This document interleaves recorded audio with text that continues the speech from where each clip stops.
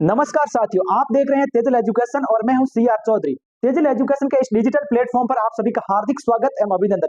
Students, आज मैं फिर जुड़ चुका हूं आपके साथ एक नई और गुड न्यूज के साथ। आज के सेशन में हम बात करेंगे कि राजस्थान के अंदर general nursing midwifery GNM nursing 2024-25 के फॉर्म आ चुके हैं। तो आज के इस सेशन के अंदर मैं बात करने वाला हूं जीएनएम नर्सिंग कोर्स क्या है और इस कोर्स की एलिजिबिलिटी क्या है और इस कोर्स को करने के लिए आपकी क्या एज लिमिट होनी चाहिए। और इसके अलावा अपन बात करेंगे कि जीएनएम नर्सिंग के लिए आप ऑनलाइन एप्लीकेशन फॉर्म कहां से भर सकते हैं। और इसके अलावा बात करेंगे अपन कि ऑनलाइन एप्लीकेशन की फीस क्या है और ऑनलाइन एप्लीकेशन फॉर्म में आवेदन करने के लिए अपने इंपोर्टेंट डॉक्यूमेंट्स कौन कौन से चाहिए। और इसके अलावा अपन बात करेंगे अगर आपको गवर्नमेंट या प्राइवेट कॉलेज मिलता है तो उसके लिए आपकी क्या फीस रहेगी। और अपन बात करेंगे कि इस साल की कट ऑफ क्या रहेगी किसी भी कैटेगरी में, बात करूं अदर स्टेट के लिए या फिर अनरिजर्व कैटेगरी या फिर OBC, EWS, MBC, SC, ST, boys and girls के लिए। और आपकी क्लासेस कब से स्टार्ट होगी बैच 2024-25 के लिए।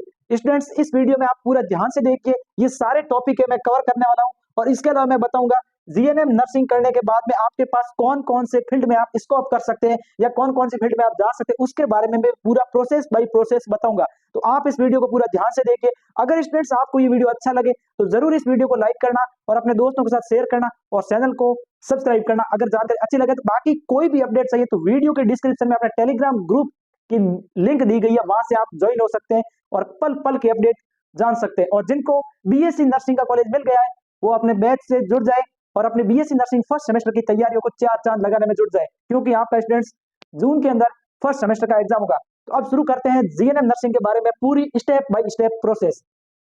हेलो स्टूडेंट्स, तो अपन बात करते हैं राज जीएनएम 2024 के बारे में। ठीक है, राजस्थान जीएनएम नर्सिंग 2024 के बारे में बात करेंगे। तो सबसे पहले मैं बता दूं स्टूडेंट्स आपको कि जो राजस्थान जीएनएम नर्सिंग है ना, राजस्थान जीएनएम नर्सिंग, ठीक है, राजस्थान जीएनएम नर्सिंग 2024, इसके जो आपके ऑनलाइन आवेदन है, ऑनलाइन आवेदन ये आपके चलेंगे कब से कब तक, 27 दिसंबर से लेके 27/12 से लेके 10 जनवरी 2025 तक चलने वाले। ठीक है, तो सबसे पहले आप इस डेट को याद रखिए स्टूडेंट्स। अब मैं आगे बढ़ता हूँ स्टूडेंट्स।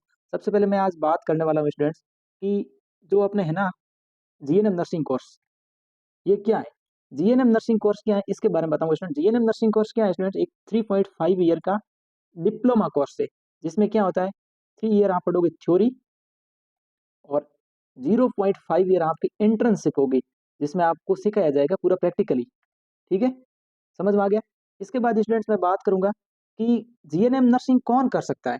तो स्टूडेंट्स, एक तो वो सभी स्टूडेंट्स कर सकते हैं जिनकी 12th पास आउट हो। ठीक है, 12th पास आउट, भले ही वो बायोलॉजी स्ट्रीम का हो, मैथ स्ट्रीम का हो, आर्ट्स स्ट्रीम का हो, कॉमर्स स्ट्रीम का हो या एग्रीकल्चर स्ट्रीम का।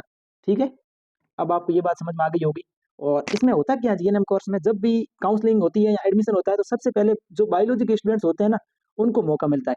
अगर उसके बाद भी सीटें खाली रहती है तो अन्य स्ट्रीम के स्टूडेंट्स का उन पे एडमिशन होता है। इसलिए जो भी बायो के अलावा, पीसीबी के अलावा जो भी स्टूडेंट्स हैं उनकी कट ऑफ होगी वो ज़्यादा चाहिए। ठीक है, अब स्टूडेंट्स मैं बात करूंगा यहाँ कि जीएनएम नर्सिंग कोर्स कौन कर सकता है, क्या एज लिमिट चाहिए। तो इसके लिए मैं बात करूंगा स्टूडेंट, जीएनएम नर्सिंग कोर्स करने के लिए स्टूडेंट्स आपकी एज होनी चाहिए 17 वर्ष मिनिमम और हाईएस्ट 28 वर्ष होनी चाहिए। ठीक है, इसमें भी अलग अलग कैटेगरी वाइज सूट है, जैसे ओबीसी, एमबीसी, एससी, एसटी के बॉयज़ की एज में 5 वर्ष की सूट दी जा रही है।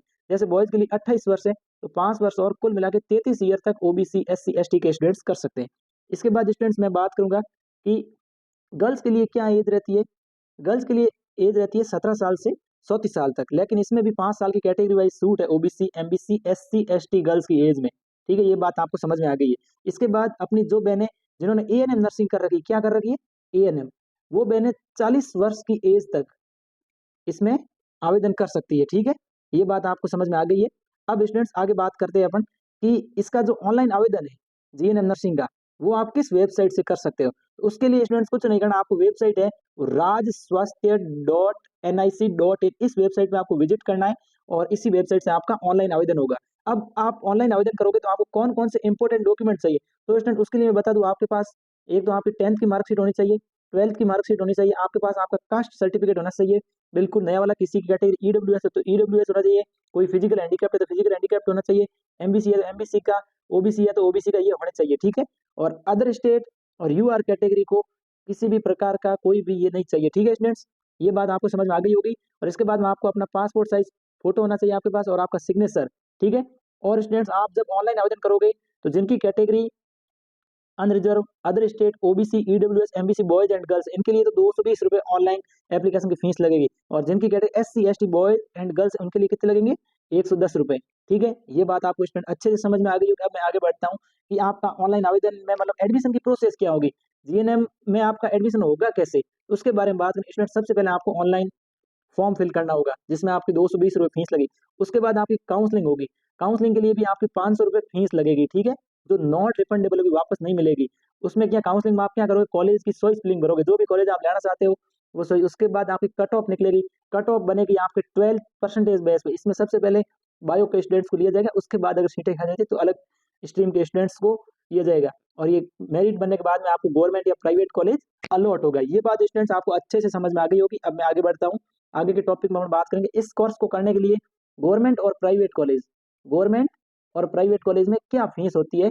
उसके लिए स्टूडेंट मैं बात करूं, अगर आप other state, unreserved category, OBC में जिनकी आय अधिक है, मतलब इस निशान का मतलब है अधिक आय है, ठीक है, उनके लिए तो गवर्नमेंट कॉलेज फीस लगेगी 10,500। इसके अलावा ओबीसी में वो स्टूडेंट जिनकी आय एक निश्चित आय से कम है, मतलब वार्षिक आय। इसके अलावा एससी एसटी और ऑल कैटेगरी गर्ल्स, इनके लिए 4,200 रुपये लगे गवर्नमेंट कॉलेज।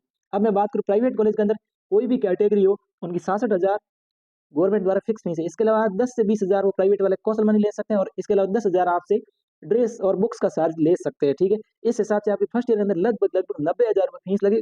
लेकिन सेकंड ईयर और थर्ड ईयर के अंदर आपकी 67,000 फीस लगेगी। ये जो एक्स्ट्रा लगती है फर्स्ट ईयर के अंदर ही लगती है। ठीक है स्टूडेंट्स, इसके बाद मैं बात करूँ 2024 के लिए आपकी क्या कट ऑफ रहेगी गवर्नमेंट कॉलेज के लिए। ठीक है, गवर्नमेंट कॉलेज में अगर मैं बात करूँ स्टूडेंट्स, अगर आप अदर स्टेट के स्टूडेंट हो, ठीक है, अदर स्टेट के अदर स्टेट के स्टूडेंट हो, तो आपके लगभग 92% होने चाहिए। ठीक है ना, 9 तब जाके आपको मिलेगा, और गर्ल्स के लिए 91। इसके बाद मैं बात करूं अनरिजर्व कैटेगरी के अंदर 91 बॉयज के लिए और 90% गर्ल्स के लिए। ओबीसी कैटेगरी में बॉयज के लिए 89 और गर्ल्स के लिए 88%। ईडब्ल्यूएस कैटेगरी की बात करूं तो 86 बॉयज के लिए, 85 गर्ल्स के लिए। एमबीसी में 82 बॉयज के लिए, 81 गर्ल्स के लिए। ठीक है, एससी कैटेगरी की बात करूं मैं, तो एससी में आपके 80% बॉयज के लिए, 79% गर्ल्स के लिए होने चाहिए। अब आगे मैं बात करता हूँ स्टूडेंट्स, तो आपके एसटी कैटेगरी के अंदर 75% होने चाहिए, और इसके अलावा 74% आप गर्ल्स के लिए होने चाहिए। फिजिकल हैंडीकैप का कोई स्टूडेंट है, बॉयज के लिए 50% और गर्ल्स के लिए 40% पे भी ये कॉलेज आपको मिल जाएगा। ठीक है, अब अपन आगे बात करते हैं स्टूडेंट, अगर प्राइवेट कॉलेज में बात करूँ तो अनरिजर्व में 65% तक मिल जाएगा, ओबीसी में 60% तक, ईडब्ल्यूएस में 58% तक, और एमबीसी में 55% तक, एससी में 50% तक, और एसटी के अंदर 40%। और इसमें अगर आपको एडमिशन लेना है स्टूडेंट्स, तो कम से कम आपके अदर स्टेट और यूआर कैटेगरी स्टूडेंट्स के 45% होने जरूरी है। इसके अलावा ओबीसी, एमबीसी, एससी और एसटी बॉयज एंड गर्ल्स के लिए 40% ट्वेल्थ में होना जरूरी है। ठीक है, ये बात स्टूडेंट आपको अच्छे से समझ में आ गई होगी। अब आपकी जो 2024 बैच जीएनएम की क्लासेज है, वो स्टूडेंट आपकी शुरू होगी। पहले फर्स्ट, सेकंड और थर्ड राउंड की काउंसलिंग कंप्लीट होगी। इसमें लगभग 2 मंथ का टाइम लग जाएगा यहाँ पे।